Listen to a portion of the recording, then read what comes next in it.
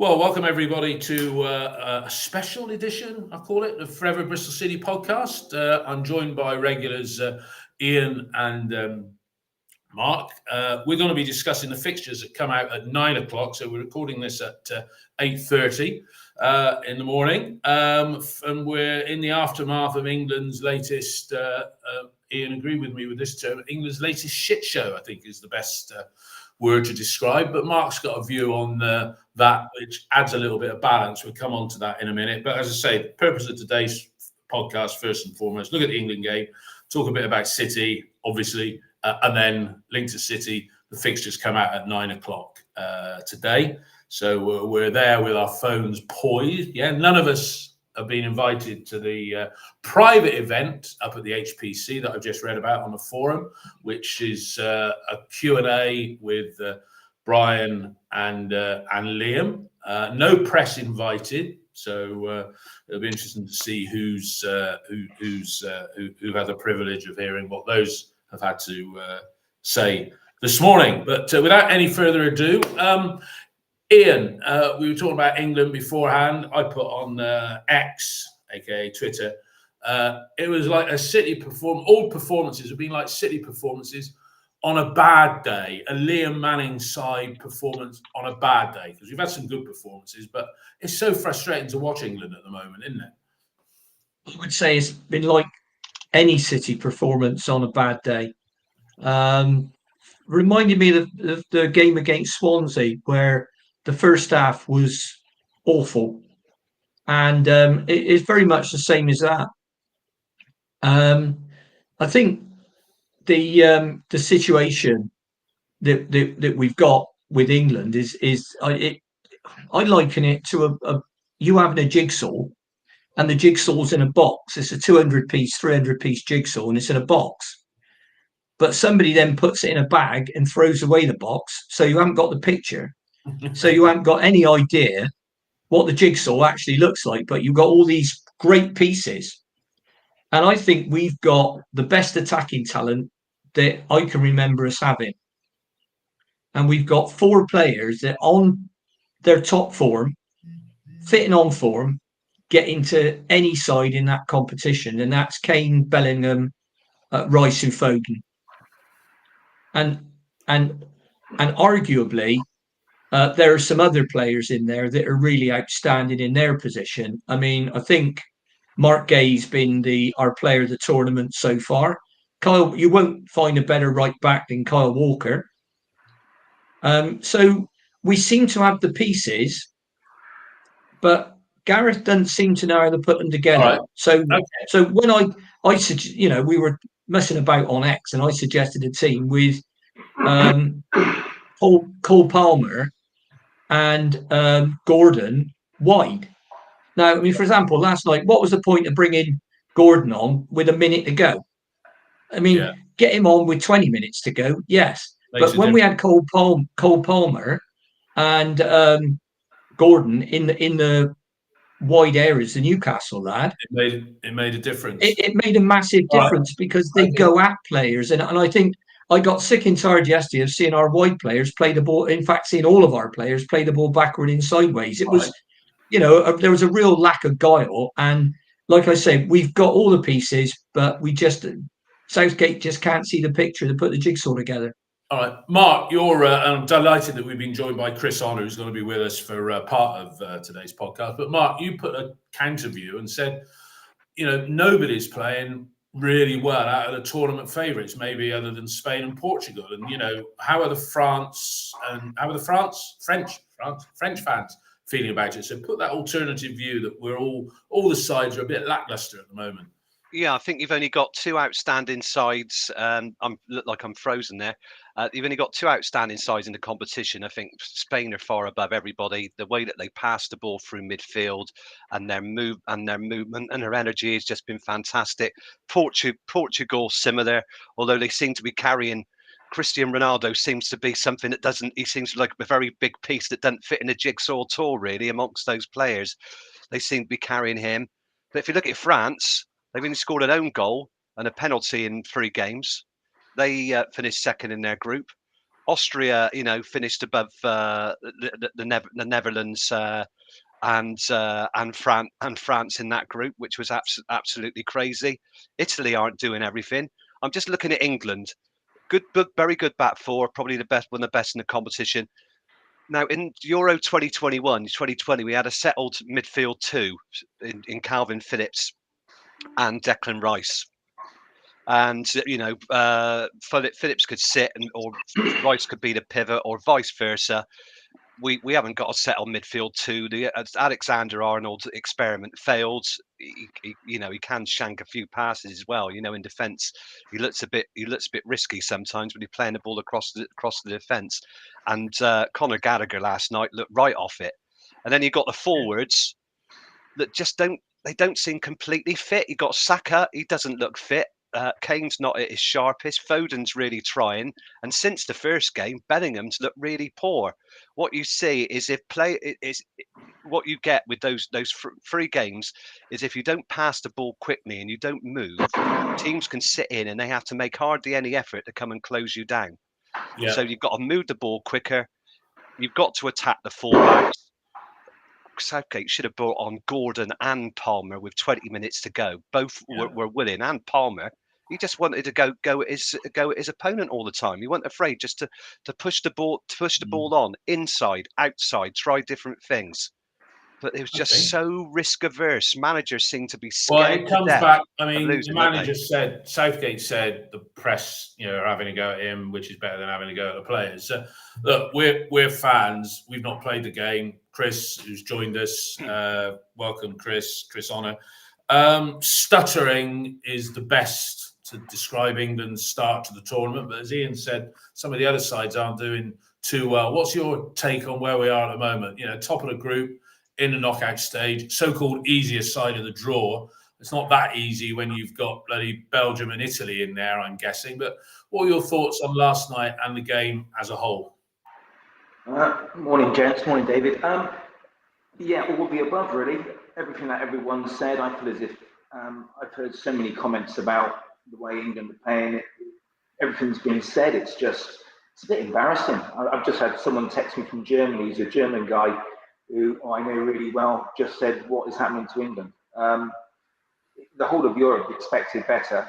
The English expected better, and we're just not performing. It's, from a left back who wants to come inside all the time, not going with a left back at all. We've got 60 million people in this country, and we can't find a left back. I'd rather go with someone like Davis at Ipswich. At least he's left-footed and he takes the ball outside and opens up the whole picture. With Trippier, he comes inside every time. I mean, it gives me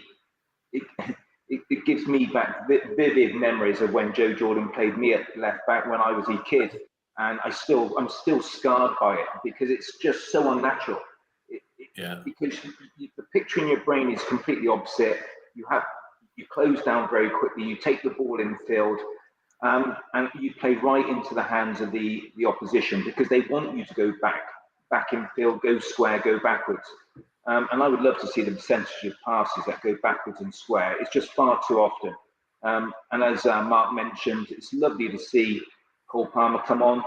Gordon came on and kicked the ball straight out of the touch, but at least he was positive. For me, there's too many players out of form. Bellingham's been non-existent for 2 games, and we've hung our hat on him. Probably one of the best players in Europe, and he's been very poor. Foden's getting frustrated. Kane was a little bit better last night. It's just, someone just mentioned Gay. For me, he's done nothing wrong defensively, but he takes too much time on the ball. Too many touches. He needs to get the ball out of his feet and move it quicker. We're just looking static, predictable. We're not going to frighten anyone, not with the way we're playing. So maybe better opposition, better performance, and let's just keep our fingers crossed because it's terribly frustrating. Yeah. Ian, Chris said about players being looking lethargic, and it's interesting.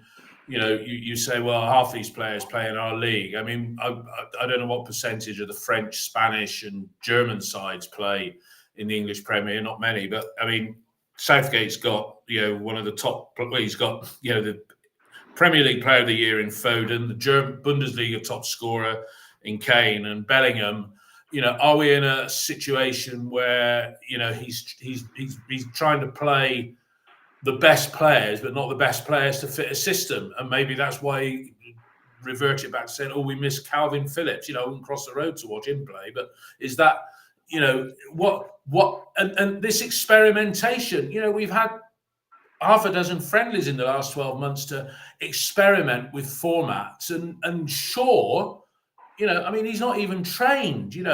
Why even bring him? If it's your star player Bellingham, we've had this before with Beckham and with Rooney, with metatarsals and what have you. What is it about England managers, and Southgate in particular, that they just have this blinkered, very conservative sort of view? And I don't think we should. I don't think we should hang Southgate out to dry based purely on his record. He's done better than anybody else apart from Sir Alf Ramsey in his time with England, and I think he's been here about 8 years now. So I don't think we can hang him out to dry based on that. He seems to me to get very set in his ways about the way he wants to play. It's a 4-2-3-1 with what's called these days a double pivot. Now, I don't think when you've got sides sitting in, I don't think you need a double pivot. You'd be better off having another attacking player. So if we'd have set up with just Declan Rice in front of the back four, but in midfield, played Foden and Bellingham as 2/8s, and then played wide players in Palmer and Anthony Gordon, then you can have Kane or Watkins up front.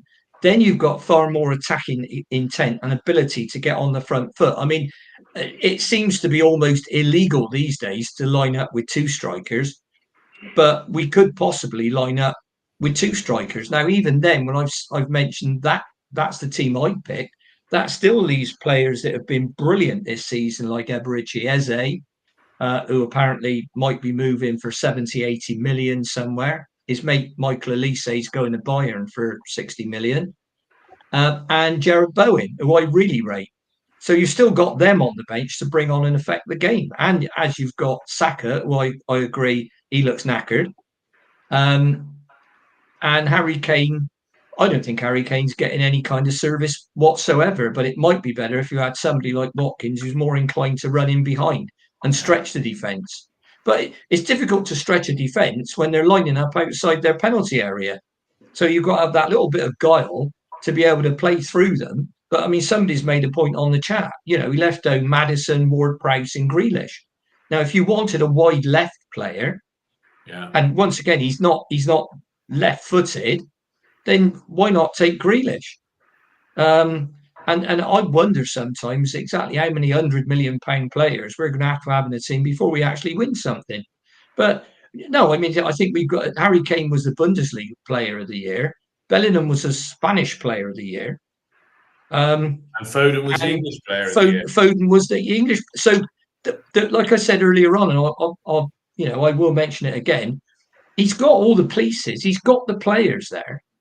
He just doesn't seem to know how to put it together. But I think this double pivot in itself makes you more defensively sound, but it does make you a bit negative. All right. And that's why, we don't have that natural width. We haven't got people taking people on in wide areas, and all strikers thrive off crosses. And I agree with Chris about, I think Trippier's a really good defender. He's an international class defender. He takes a good dead ball. He crosses a ball well, but he's completely right-footed. So whilst we're coming back to this thing that I had a conversation with Gary Hours about one day, we're fed up with hearing people who can play there. We want to see somebody where it's their best position. Yeah. And that, I mean, Shaw has trained. He's trained for the last week, but apparently he's not ready. So you do look back and think, I mean, Southgate admitted it was a risk taking in, but I'm with Chris.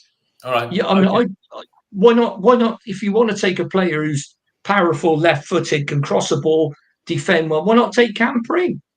We said that tongue in cheek about Cam, and I think if Cam had got, a move a year ago, he might have come in contention for that. Maybe Mark. There's a lad at Crystal Palace that I've forgotten his name now, but a lot of people have mentioned. But there are other left backs in the Premier League that aren't foreign that we could take apart from Chilwell and Sean, and he's thinking do you mean Mitchell? Mitchell, Yeah, he's played for England a couple of years ago, didn't he, in the Nations League? And that was it. But I mean, he's a more experienced player. But my point is, Mark, there's enough left backs in the country, in the Championship and the Premier League, to be able to take a decent reserve left back. As well as you said, the lad from Ipswich, case in point, as we found to our cost when he Luke Davis up at Port Monroe. Mark, Ian said wrong to give Southgate too many pelters, but he is set in his ways, isn't he? Yeah, and he ain't going to change now. And he'd argue we're top of the group, we're in the knockout stage, and when do England play with any level of consistency? Got to the final of last Euros. Got to the was it the semi-final of the World Cup? I'm asking Mark the question. Yeah, Mark. Yeah, I mean it's tournament football. It's boring, but it's all about results. But I mean, you look at the Serbia game and especially the Denmark game. We had 6 defenders most of the time because you had that 2 sitting in front of the defence. They were backing off, and you didn't really need 6 defenders marking 2 players mostly because they all they did was attack down the flanks and punt the ball into the area and it got headed out. But we just kept giving the ball away. England's problem this time has been the problem in the midfield and the fact that we can't, for some reason, with a Premier League that's supposed to be world leading, we can't find a fit left back. Ben Chilwell would have been the obvious replacement, but he's been injured the last 2 seasons. But it's absolutely crazy that we're betting on Luke Shaw's fitness, making us have any progress at all. It's just absolutely crazy that we got to this, that we're risking everything on a player. Trippier's trying to do a job, but you lose that fluidity down the side because he's not a left-footed player. So no. It's just a ridiculous situation. I'd rather have somebody who was perhaps good enough to play there, a natural left-footed player. Specialist player. Specialist position. But at this level, you've got to have a specialist position. Yeah, it's just ridiculous. Honestly, it drives me nuts watching it. His first touch is right foot. He never takes it with his left foot. Yeah. He put in a great cross last night, which Harry Kane almost got on the head of. And Gallagher, And Gallagher should have got on the end of. But for me, it's just elementary. I mean, even if Luke Shaw was one of the fittest men in the squad, it would be a gamble. But he's not the fittest. He's going to need a couple of games before he's even match. He's not played since February, Chris. Apparently, he's not played league action. And as you alluded to, and Mourinho was giving him stick a few years ago. He's a chunky, physical player. How is he going to get up to the speed of tournament football? Now, I think Ian might have said to me the other day, or somebody said to me the other day, he's good for 20 minutes in a game. You could probably get that out of him just with his inbuilt level of fitness. But just folly. Chris, a point I was listening to somebody talking on Talk Sport the other day, talking about the coaches in the England setup. Yeah. And is it important to have coaches with credentials? Because Gareth Gareth is probably in the job as much because he's a diplomat rather than his innate footballing ability. But you look at those quality players, yeah, are they being coached effectively behind the scenes when they're in that England training camp? Because I don't see any luminaries of the game on the training pitch. Well, you'd like to think they've all got a relatively good understanding of the game, regardless of how much they're being coached at English level. But obviously, Southgate and his coaches are going to be coaching them the way they want to be coached, or he wants them to be coached. And for me, it starts with Gay. It starts with Stones trying to get the ball into the feet of Declan Rice or another midfielder.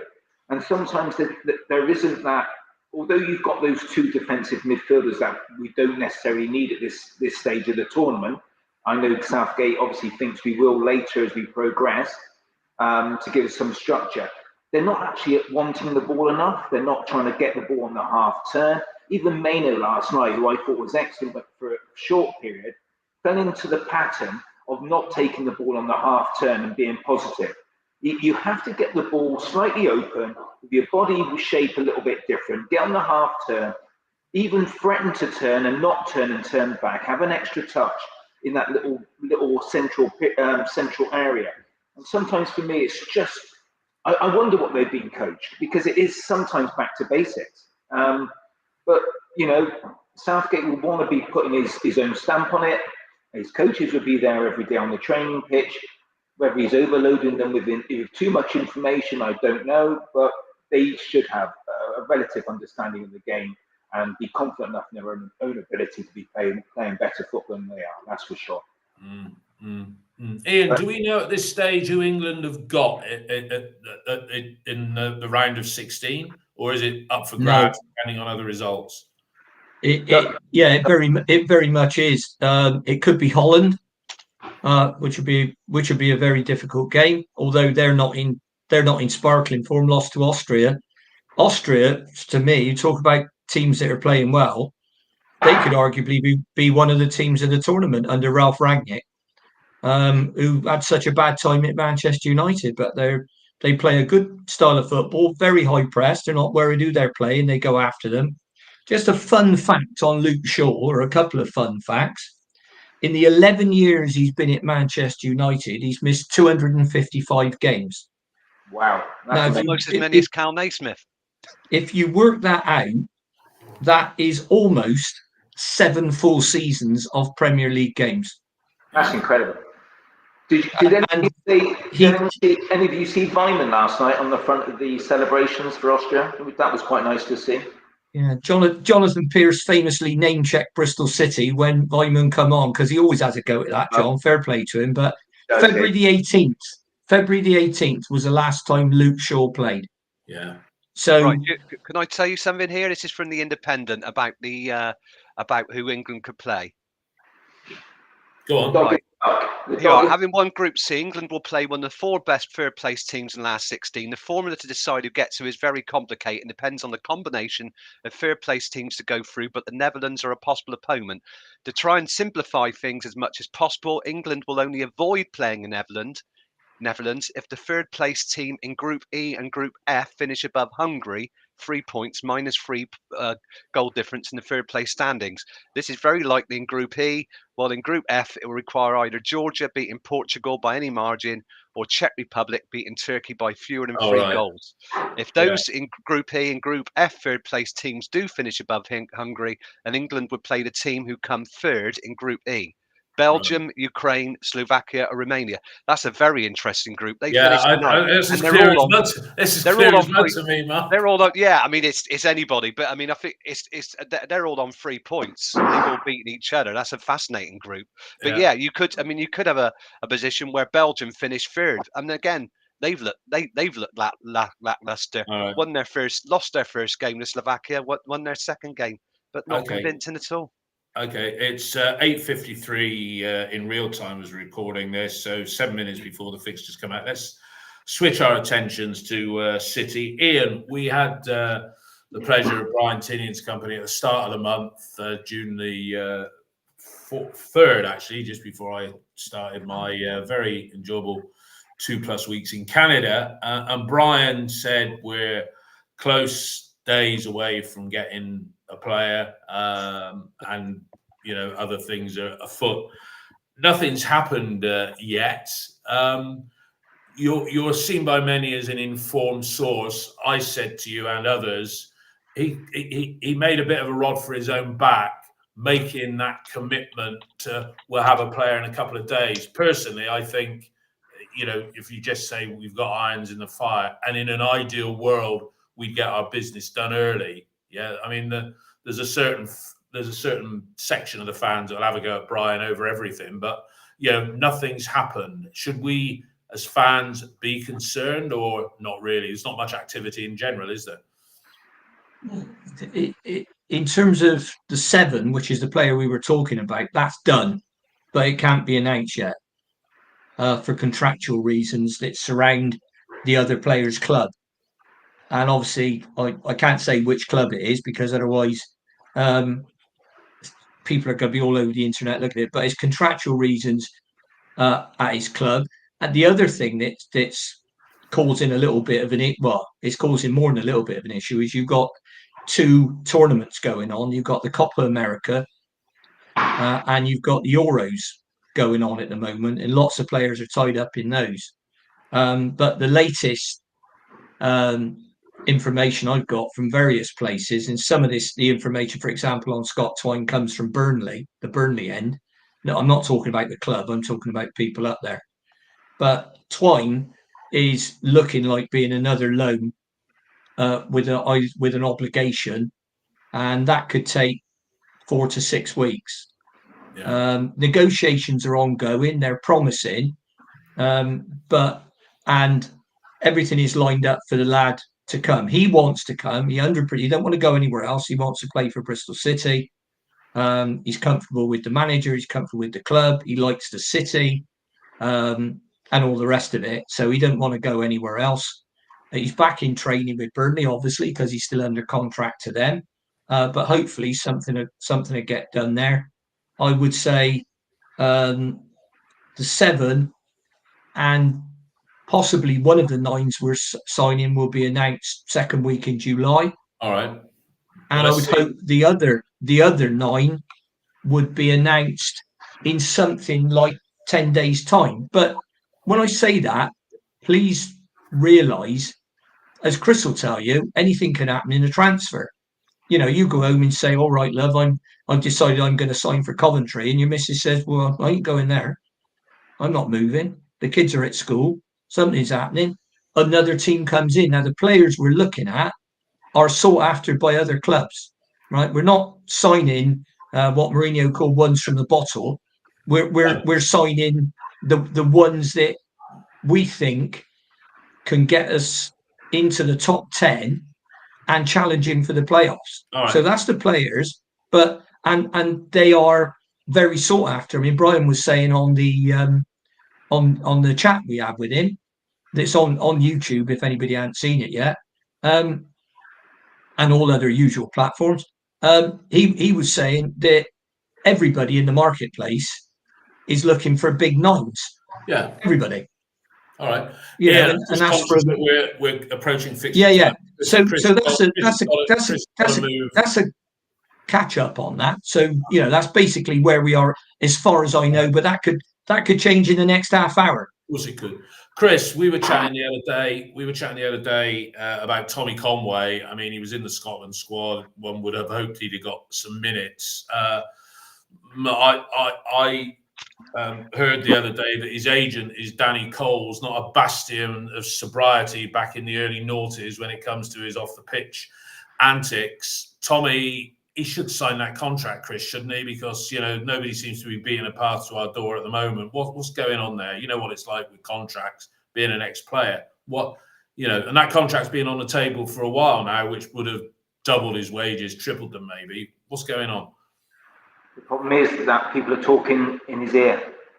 Once you start being told that big clubs are looking at you, your head gets slightly turned. You're obviously ambitious. The whole being involved in the Scotland squad raises profile. There's lots of talk in Scotland. I've still got some very good friends in the press up there, and they're asking me about him. I'm trying to play it down, to be perfectly honest. I'm saying, I'm actually telling the truth. I don't think he's the finished article by any stretch of the imagination yet. I think he would benefit from another year at Bristol City. We're talking about movement on the England front. I still think Tommy's got a little bit to work on his movement as well to be a better player. He's only young. He's only had maybe 18 months in the first team where he's shown some great potential. But Rangers and Celtic are interested, and once they come knocking, by all accounts, if it's true, you've got to be thinking, if they come in for me, I'm going to go. But honestly, deep down, I think it's paper talk, and I hope he doesn't, because he's going to be hard to replace, and it makes Brian Tindion's job even harder. But it's an interesting one, and it's very hard as a player because you want to do the best for you. You want to achieve your ambitions, but I think it'd be too early for him to leave, and that's my opinion on it. And I hope hope that's how it plays out. Okay, well, we hope he stays as well. It is 9:00 now, so I'm frantically looking at my phone, seeing if the fixtures are out there. Chris, you got to go. Got it. in 5 minutes. You've got to go in 5. Fixture release day. What do players think? Do they look at it and think, "Oh, that's interesting. Oh God, we're going to be away over Christmas," or "Oh, that's an easy start." Blah blah blah. I mean, what's your view when the fixtures come out? Yeah, it's very funny actually. You do, because it comes just before pre-season or in the middle of pre-season. You're absolutely exhausted. You manage to lift your eyes to a fixture list, and the first ones you obviously go to is the first game, Christmas, birthdays, anniversaries, all that kind of stuff to make sure you're in the right place for your family. And basically, you want a nice starting fixture. And if Zane Walker is right, we've got Hull away. It is. I've got the fixtures here now, everybody. So I'm going to read out the key dates. Opening day fixture, Hull away. First home game. In fact, 2 home Saturdays in a row after that, Millwall and Coventry. If we come to Christmas, it's a really interesting Christmas. You've got QPR at home on the 14th, but it's really local derbies or home games, because Saturday the 21st, West Brom away. Boxing Day, Luton at home. Sunday the 29th, Portsmouth at home. New Year's Day, Plymouth away. Some local games there. Final game of the season. 2 teams, perennial mid-table championship. Final home game of the season is Preston North End, and I'm trying to see what's happening on Easter. Sunderland at home on Good Friday, by the look of it. But of course, with the new Sky Plus contract, those are only indicative dates, because a match day weekend is going to be any time from Thursday through to Monday. Chris, just let you have your last word, because you've got to shoot off, and then Mark, and then Ian. Chris, what are your thoughts on that for City? Well, slightly ironic as well. Did we not start up there last year, first game of the season? No, two seasons ago we went 1-0 up, and then they had a penalty where the guy just fell over. He basically got a touch from one of our defenders, and then he looked like he'd been shot by the snipers and fell over. And they had a speculative shot that hit a player and just looped over Bentley to win it late on, and we lost 2-1. There you go, Chris. But they're a decent team, aren't they? You know, they did really well. Yeah. They just missed out. Again, they've got loads of money. They've got this guy who's investing heavily in the club. They're another dark horse in this league. They want to be achieving at least playoffs. They sacked Liam Rossinia towards the end of the year. They've got a new manager in. There'd be high expectations. That's a tough start. Not a great journey for the City fans, but I'm sure we'll go in thousands again, because it's something to look forward to. And then it's usually back to Ashton Gate for the next 2. And that's the 2 games you've got to win to give yourself a good start. So that's really important. I'd agree with that. Chris, I know you've got to shoot off somewhere. Thanks for your contribution. We'd be delighted to have you back literally on the season's eve, where maybe we've signed some players. We'll have a little bit of an idea what we're looking like in pre-season friendlies. Not that they really mean anything, but Chris, thanks for joining us. I'm going to come to you next, Mark. And then, bye, guys. Cheers. Mark, cheers, Chris. Interesting that between Saturday the 10th of August, which is the opening day of the season when we're away, and then Saturday, well, we've only got 2 home games between Saturday the 10th of August and the middle of September. Yeah, so the fixtures have planned out in quite an unusual way there, Mark, haven't they? Yeah, that is strange. I can't see international. Because we've got. Well, I'll just repeat, because we're away. We're away August bank holiday weekend, the Derby. Then it's the international break. Then we're away to Blackburn after that. And then the next game is the 21st. In fact, we've only got 1 game scheduled in September. Yeah, there's an international break on the 7th of September, and then there's another one on the 12th of October. Yeah, but they seem to be spread out. It's not a bad start. I mean, Hull away again, obviously that's not the best. And it's the same as 2 seasons ago.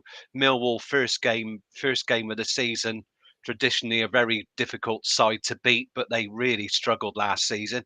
Coventry are nice football inside. And then Oxford, I think they'll be most people's favourites for relegation. Did brilliantly to get out of League One. Liam Manning against his former side. I think, that's not a bad August and September. I mean, if we hit the ground running, I don't see why we couldn't pick up a few results. Interesting as well. It's April that looks tough. Look at those fixtures at the end of the season. Watford, West Brom, QPR, Sunderland, Luton, Leeds in April. That's really tough. Interestingly, we've got 23 home games. Well, we know that's not interesting. we only play 9 of the 23 before Boxing Day, which is quite interesting in my view. Yeah, if you tot it up. Ian, there's no easy games in the division, so we can't say it's an easy start or a difficult start. But this new Sky Sports Plus contract, a match day weekend, as I alluded to earlier, it's going to be from Thursday through till Monday. I mean, that's an indicative fixture list at best, isn't it? Really. What's your take on that comment? You certainly couldn't plan your life around it, could you? There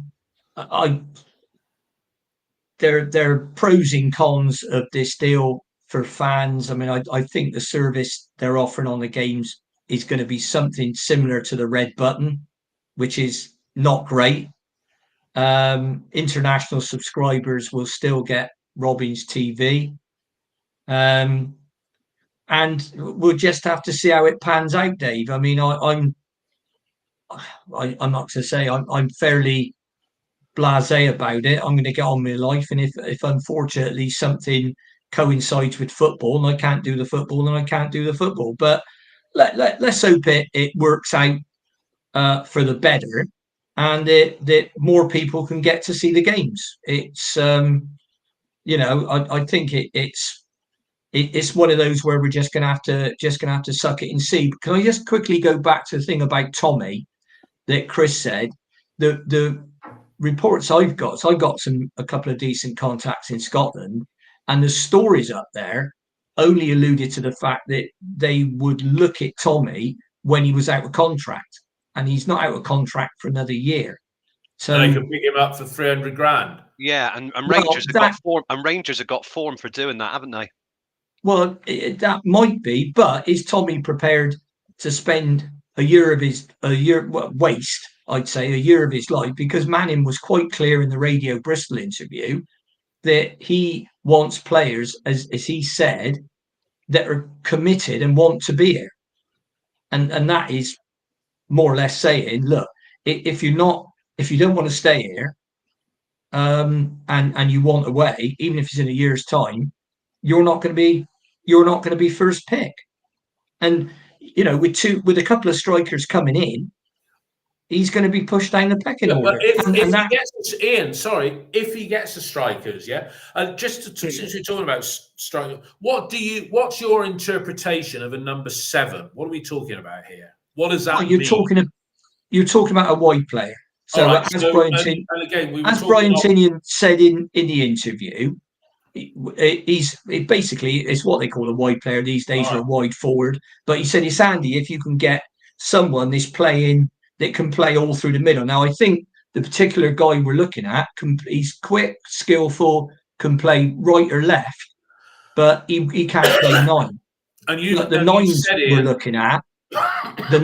we're looking at are out and out 9s. And they one of them can actually play 10 as well, but they are 9s. Right. But you can that's the players that Liam Manning has said that he wants.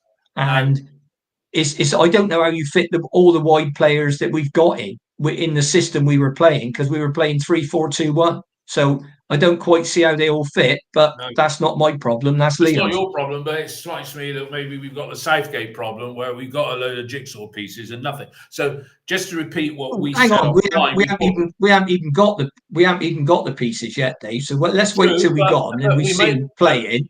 And we may not have them until the end of August. That's the worst case scenario. So if we come to the end of August and we haven't got what we want, he's not going to leave Tommy on the sidelines when he has got a proven track record of scoring goals to a point, to a degree, at this level. Well, and Ian, let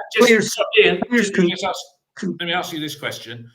Yeah. It's just come up on the X this morning that a player who is not staying with his current club because his contract has run out, and that's unusual it's been announced on, if you like, the last week of the month, who is a wide player, who did play under Liam Manning, but you can categorically say that the wide player is not 29-year-old Josh Murphy. Definitely not him. No. And what informs that decision is City will rarely sign a player moving forward if you look at the players they're going for, they're rarely sign a player that's over 24. Right? It might be marginal. They might sign a 25-year-old, but they'll, and Rob Dickey's case, he was, I think, 26, 27. So they're 24. They're looking for young. Cal Naismith, he was sort of above that age limit, wasn't he? Yeah, but that was one of Nigel Pearson's signings, and I think they've changed tack. And I'm not saying they won't sign an experienced player, but that will be very much the exception rather than the rule. And when you see players come in, they'll be somewhere between 20 and 23 normally, experienced, played men's football and all the rest of it. So you're going to, those players, that's the sort of players we're looking at. So as soon as you see City linked with 29-year-old and 31-year-old strikers and midfield players, all right, it's very, very, very unlikely that that'll be true. All right. Okay. That just going by what they've said, they've drawn a picture. It's like the centre forward. They've drawn a picture of what the bloke looks like.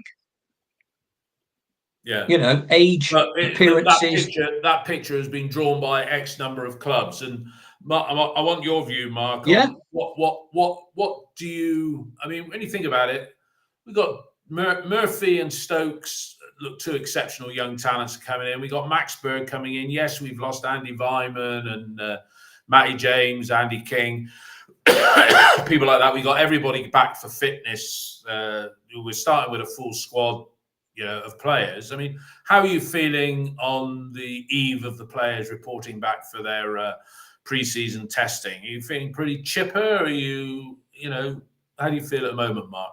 Well, I was feeling a bit concerned before what Ian said. We're expecting players to come in. And I think, like most people, it's because last season we signed Dickie, McCrory and Roberts in June. And then Jason Knight arrived around now in July.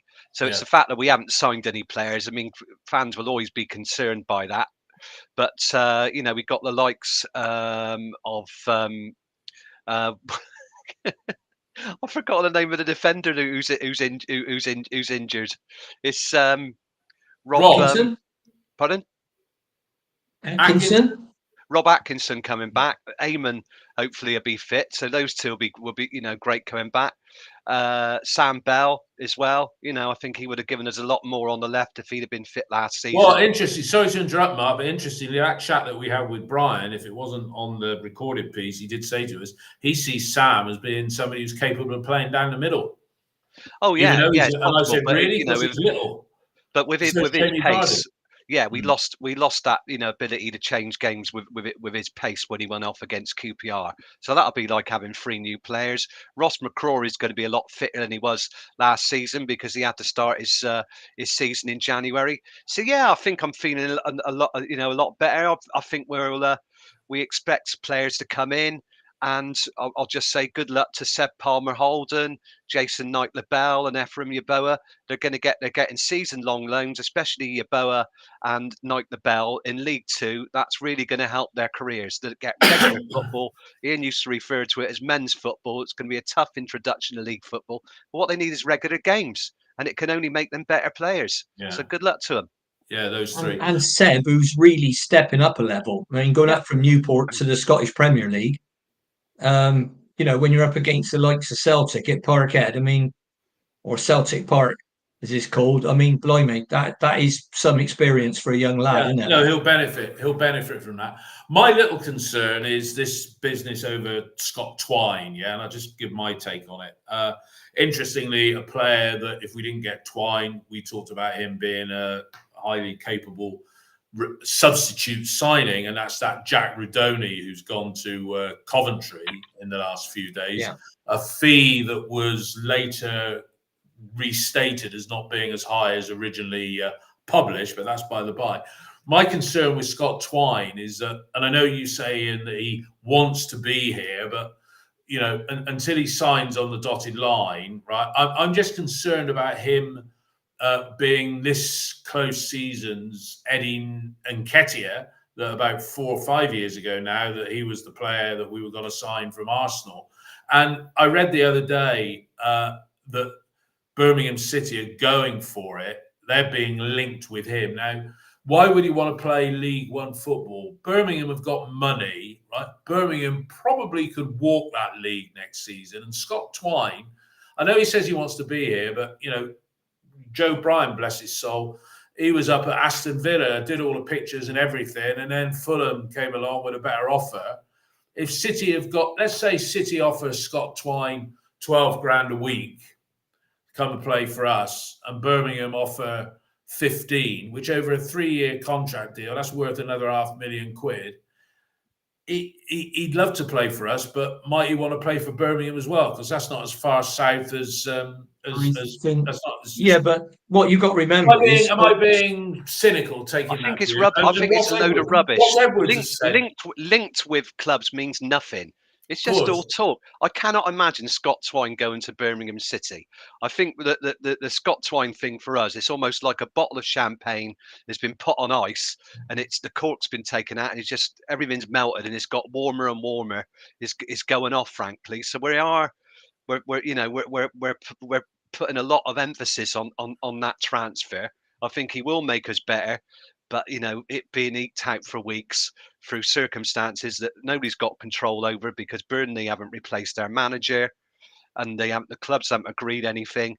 It's just, you know, the interest is just seeping, and it will do for fans until something happens. But it seems we're putting a little bit too much emphasis.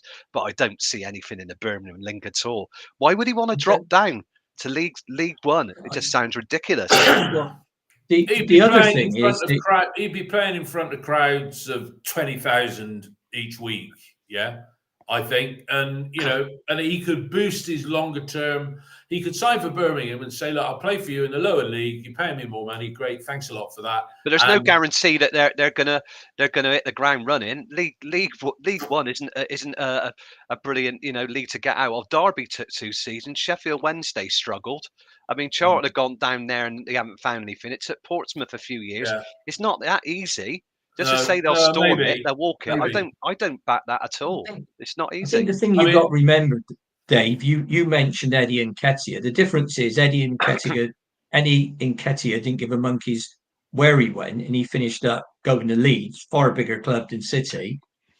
Scott Twine wants to come here, and also why would he drop down to League One? And he's from Wootton Bassett, so he's a West Country lad.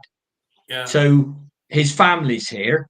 I've had it confirmed privately from what can I call it? Sources close to Scott that he wants to come here and he don't want to go anywhere else. Now, by the same token, if Burnley are ridiculous, say Burnley said tomorrow, right, okay, yeah, you can have him, Bristol City, but £6 million.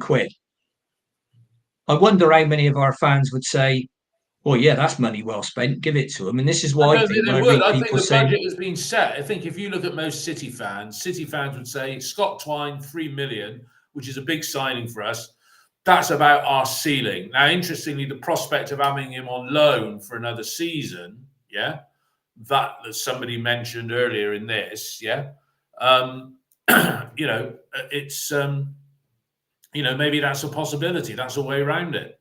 Well, I think the two big issues for City, Dave, are Scott Twine and Tommy Conway. Tommy Conway doesn't have to move. Loyalties say, oh, he should be loyal to the club, but he can run his contract down if he wants. We can't do anything about that. And if City want to cash in, two things have got to happen. City will have to take a cut price deal, and other clubs will have to come in for him. So are there clubs prepared to bid for Tommy Conway? We don't know. And if so, would City accept a lower bid, knowing that if they really either want to sign him in this transfer window, re-sign him if he agrees, or they got to cash in? Well, I think they don't want to run it down, do they? I think with a distinct lack of interest in him, apparently, and you said that to me, and nobody's even been sniffing around. I think if City had a bid of £1 million now for Conway, I think they'd take it. No, they wouldn't. But so they're going to have a player on the. You know, you've just that's your opinion, Ian. And if they wouldn't take £1 million, Dave, or anything like it. If I said to you they, on the 31st of August, Ian, I'll give you £1 million now, but for your house, but in 9 months' time, that same house, I can have it for 300,000, whether you like it or not. I'd say, well, actually, Dave, I don't care because I'm a billionaire. Yeah, so I mean, I don't mind. So, do you know what? Steve Lansdowne, I'm telling you now, will not sanction Tommy going out for £1 million, £2 million, or anything like it, particularly in the summer. Now, you're quite right. When you get to Christmas, that might change. But the unfortunate thing is, how are people going to make a judgment about Tommy if he's not playing regularly for the City? Yeah, I mean, he can play. Obviously, he can play the first few games of the season, can't he? So it's up to him. I think Tommy would want No, he to could play play at a higher until level. he could theoretically he could play all season for us, and he No. could score What I'm saying, Ian, 30 goals. if he wants to get a move in this transfer window, he's got a few games at the start of the season to hit the ground running and score goals and increase his valuation. That would help if Yeah, he wants to leave. That helps the club and it helps Tommy because it increases interest. At the moment, there's little interest. So if that carried on, the club could circulate. They could. This is all hypothetical that we got a valuation for Tommy if you make a bid, but it's a big gamble. But I think the issue. best situation is he scores goals at the start of August and increases his valuation and interest. Let's see. Yeah, look, I mean, the situation is that because he's not signing the contract, his club policy is nothing to do with Bristol City. Well, it is to do with Bristol City and Tommy Conway. Club policy is if you've got a year left on your contract and you don't want to sign, they'll sell you. Yeah. And I think that's virtually every club's policy. So, but it's easy to say that, but there's got to be interest. There's got to be bids, isn't there? That's the problem. Well, that's exactly my point. Someone is got to, and when someone up in Scotland is saying, "Well, tell you what, look, you hang on for a year, and then we'll give your club 300 grand and all the rest of it." Now, I could understand the Tommy situation more if his agent had firm offers from a bigger club for him to go to. Now, I could totally understand Tommy saying, "Well, you know what? I fancy going up to Scotland because I'll enhance my international prospects, and if I can get into Celtic or Rangers team, and I'm scoring a lot of goals and I'm doing well, it'd be great, and I'll probably earn more money at Celtic and Rangers. I think you learn a lot more than he will at Bristol City." Yeah. Ian, sorry, I need to. But I don't. If there was a move lined up, I completely get it. Right? But there isn't. God bless. But there isn't. There isn't a move. He's had his agent. He had this contract a year ago, and you told me, Ian, that allegedly it's worth 3 or 4 times what he's on currently. Let's call that. He's foregone. Let's say £9,000 a week, right? Yeah, £9,000 a week that he could have had for the last 12 months. £9,000 a week more for the last 12 months, and if he sits on his hands for another year, another 12 months. Tommy's effectively sacrificed, because his agent's been bending in his ear, he sacrificed £1 million in wages that he could have had he signed the contract at Bristol City. And picking up on the comment about Twine dropping down a division, just picking up on something that Dave Fevs has put here, he said, why Sam Morsey, he went and joined Ipswich. Apparently he's just signed for Portsmouth now, but Sam Morsey dropped a division to play for Ipswich because he could see them as a good bet for coming up like they were. But there we go. It's time to wrap this up. Well, Sam Morsey was in his 30s, and I think he got a good deal. I mean, Tommy's only Scott Twine's sorry, not Tommy. Scott Twine's 26, so he's younger. I think he's a better player, and he's a player who could still play at a higher level. I just don't see Scott Twine wanting to drop down. No, well, we got to pay the money, and as Ross Edwards said on here, money talks. Don't matter who you are or where you are. Yeah, Tommy doesn't have to sign the contract. Agents will be in his ear. There's no Danny Coles. Let's be specific. Danny Coles. I wouldn't worry if it's Danny Coles or Nat King Cole. It doesn't really matter who his agent is. But it doesn't matter who his agent is. If he doesn't want to sign a contract and he thinks he can get a better deal, there's no loyalty anymore. That's what'll happen. It's tough, but it happens. Yeah, but I don't. I think that's fair enough. I think if Tommy wants to move, Tommy wants to move. But there's a right and a wrong way to leave a club, and I think I'm not saying it's turned sour. And if he walked back into training over the next few days, after having a break it's not over, if he walks back into training, because like the same way that Scott Twine was back at Burnley training, Tom is a contracted player. He's got to turn up for the training. but he's Scott Twine hasn't been over in Germany with an international squad, so I don't know whether that would grant him saying, Tommy will get some time off. Right, can we just wrap this up? And he might do. Who knows? Well, I want to say, and I think he's still under contract because I don't think his contract expires yet. But the only Bristol City player in name who's still at the Euros, Andy Weimann in Austria. Wish him all the best of luck. I think they've been a tremendous, team in the surprise package of the Euros so far. Finished top of their group. Wonderful. Hope he gets some minutes on the pitch, and best of luck to you, Andy. You've been a wonderful earned a few bob for us off of UEFA. Yeah, well done. And somebody's put up on the text video, Hull City away in the opening game of the season is a 12:30 kickoff. Happy days, yes. So we will be doing our Hull City, all the fans are going, thanks, League. Opening day of the season review. But between now and when the season starts, we'll have a couple of pre-season chunters, how the friendlies are going or what have you. But look, the small band of you that have listened live today, thanks for joining us, and enjoy the rest of the Euro 24 tournament. But everybody who has listened, and if you're an England fan, enjoy the rest of the Euros. Yeah, we're not coming home yet. All right, all the best, everyone. Cheers now. Bye.